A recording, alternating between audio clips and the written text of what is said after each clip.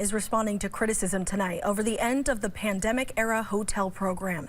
About 1,800 Vermont households living in hotels and motels on the government's dime need to find new housing at the end of June.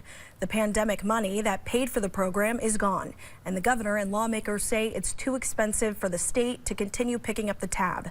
Our Ike Ben David continues his coverage of this issue. Ike, what did the governor say today? Since the start of the pandemic, the state says they've spent over $190 million on motel rooms with the average cost of $148 a night. That's the equivalent of about $4,000 a month per person in rent. Asked about the wind down today, Governor Scott said housing people in hotels was a safety net used during the pandemic to help keep people safe and stop the spread of the virus. He says his team is working to supply other safety nets, but the details of those plans are scarce.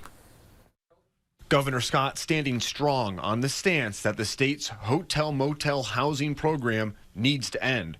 He says what started as a stopgap measure to help people at the start of the pandemic has ballooned into something different. When you consider many in the program are no better off than when they were 3 years ago after spending almost $200 million, you can see why we might conclude there must be a better way. 730 households will lose access to the program in just a few days on June 1st. The remaining 1,090 households will be sent packing on July 1st. The governor acknowledges the program helped people, but says it lacked accountability. We didn't have a lot of oversight into this program. It was just opened up.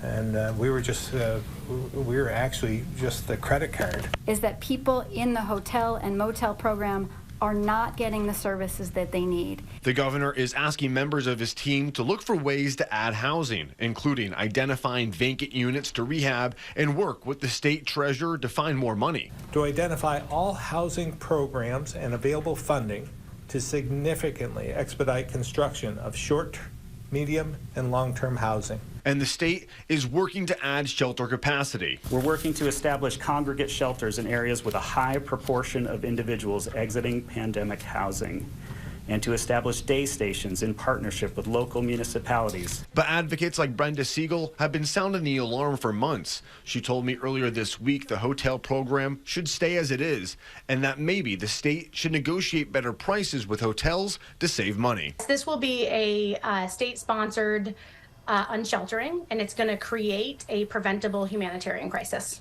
I asked the governor if he expects people to be forced to camp. But I don't think people should be surprised to see people in those situations.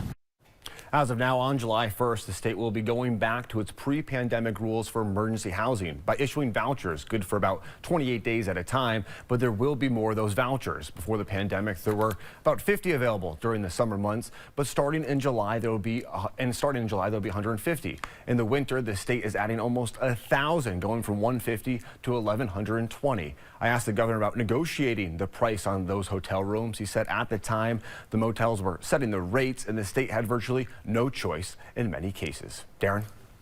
Thank you.